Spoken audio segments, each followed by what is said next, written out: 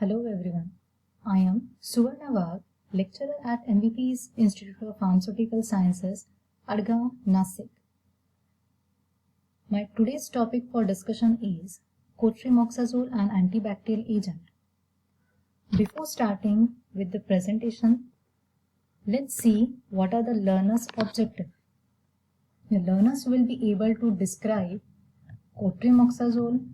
They'll be able to draw the structure of trimethoprim and sulfamethoxazole, as well as they can also write the chemical name of both these structures. They'll be able to discuss synergistic effect, explain the mechanism of cotrimoxazole, identify uses, side effects, and brand names of cotrimoxazole. So let's start with what is cotrimoxazole. It is the fixed dose combination of trimethoprim and sulfamethoxazole. The fixed dose combination is a combination of two or more compounds formulated as a single medicine irrespective of its dosage form design.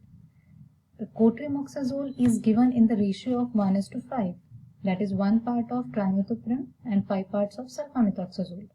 It was first introduced in 1969. Popularly, it is marketed as Bactrim, Septrin, Cotrim. The other names included are cotrimoxazole, Ciplim, Uriprim, Oriprim, Septran, etc. Cotrimoxazole is one of the safest and most effective medicines needed in a health system, and it is also enlisted in WHO's list of essential medicines. Now let's discuss the essential components of cotrimoxazole. The first one is sulfamethoxazole. It is an intermediate acting sulfonamide which is bacteriostatic in nature, active against many gram-positive and gram-negative bacteria. It acts by competitive inhibition of para-aminobenzoic acid in the synthesis of folic acid. It is used to prevent urinary tract infection. The side effects which are associated with sulfamethoxazole are hypersensitivity reactions, crystalluria, and hepatitis. Now let's see the structure of sulfamethoxazole.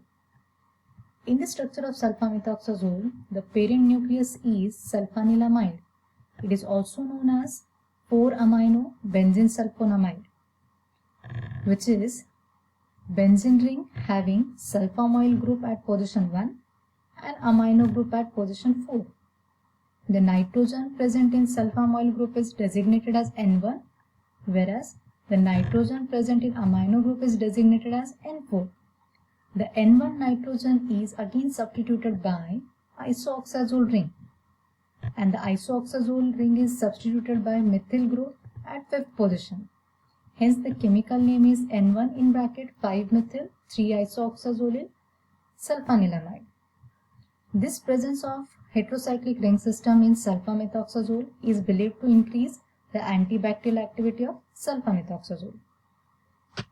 Now let's see the other component of cotrimoxazole, that is trimethoprim.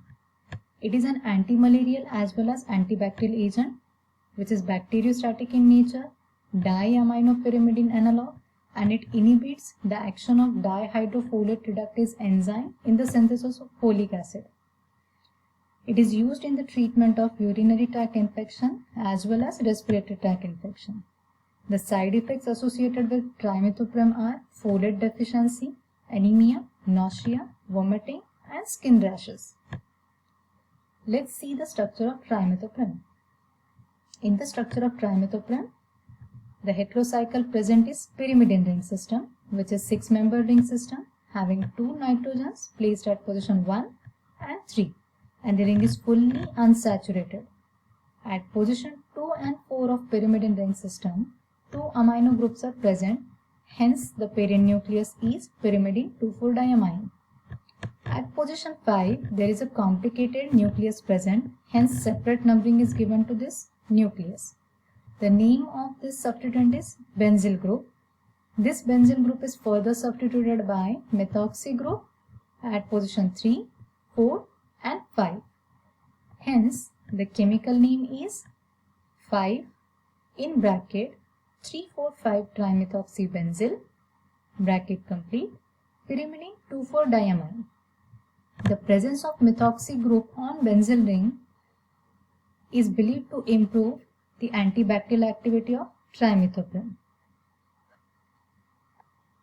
Now, before moving ahead, let's take some time to think why the combination of trimethoprim and sulfamethoxazole is preferred when we can use them alone. Pause the video, think, and write the answer in your notebook. Now let's just assume that you have written the possible reasons for the combination of trimethoprim and sulfamethoxazole. We'll discuss one by one in the next slide. In the next slide, that is rationale for cotrimoxazole. Here are the possible reasons for combination of trimethoprim and sulfamethoxazole. The first one is bacterial resistance. The bacterial resistance is developed readily when these two drugs are used alone. Most bacteria are capable of developing resistance to sulfamethoxazole and trimethoprim, for example, pneumococci, gonococci, E. coli, meningococci, etc. The bacterial resistance to sulfonamides may originate by mutations which are bring about in the microorganisms. When an organism is resistant to one sulfamethoxazole, it is resistant to all sulfonamides. Hence, the higher doses are needed. This increase in dose results into the increase in number of side effects. For example, crystalluria, that is appearance of cloudy urine, hypersensitivity reaction, for example, fever, skin rashes, folate deficiency, anemia. The third reason is similar pharmacokinetics. It is believed that both trimethoprim and sulfamethoxazole obey the first order kinetics. That is, they are well absorbed orally, bound to plasma protein to similar extent, excreted from body via kidneys, and both sulfamethoxazole and trimethoprim have nearly same half-life, that is approximately around 10 hours. Because of this, sulfamethoxazole is preferred for combining with trimethoprim. The next reason is synergism. Synergism is observed when two or more drugs combined together. Simultaneous action of two drugs results in an effect A plus B which is greater than that of either A alone or B alone. This synergistic action between trimethoprim and sulfamethoxazole can be predicted from their respective mechanism that we will study in the next slide of mechanism of action of cotrimoxazole. Here we can see the flowchart of folic acid synthesis where the dihydropteroid synthetase and dihydrofolate reductase, both enzymes play an important role in the formation of tetrahydrofolic acid, that is the biological active form of folic acid. The synergistic effect arises from the sequential inhibition of both these enzymes, that is dihydropteroid synthetase and dihydrofolate reductase. Sulfonamides interfere with the synthesis of folic acid by competitive inhibition of para-aminobenzoic acid and dihydropteroid synthetase, whereas trimethoprim is a competitive inhibitor of dihydrofolate reductase, hence inhibiting the synthesis of tetrahydrofolic acid, which is biological active form of folic acid, which plays an important role in formation of purines which are needed for the production of DNA and proteins during replication. Thus, the net effect of each drug is bacteriostatic, halt in replication. When combined together, trimethoprim and sulfamethoxazole, they will show synergistic action by providing bactericidal action. Next, we'll see the uses of cotrimoxazole.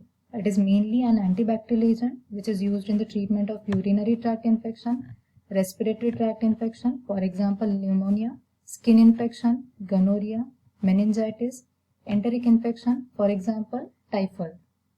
Next, see the side effects of cotrimoxazole. All the adverse effects which are observed with sulfonamides, for example, crystalluria, hypersensitivity reaction, hepatitis, they can also be seen or produced by cotrimoxazole. Then folate deficiency. It should not be given during pregnancy due to the reason of neonatal hemolysis.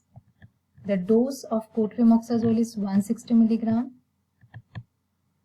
of trimethoprim plus 800 mg of sulfamethoxazole, which is driven by 1:5 ratio. The preparation includes tablet, injection, solutions, etc.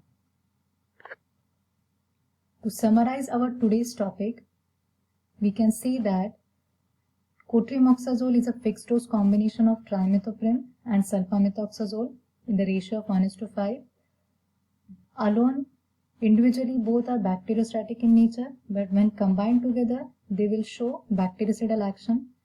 The optimum synergy is exhibited at a concentration ratio of 1:5, that is 1 part of trimethoprim and 5 parts of sulfamethoxazole.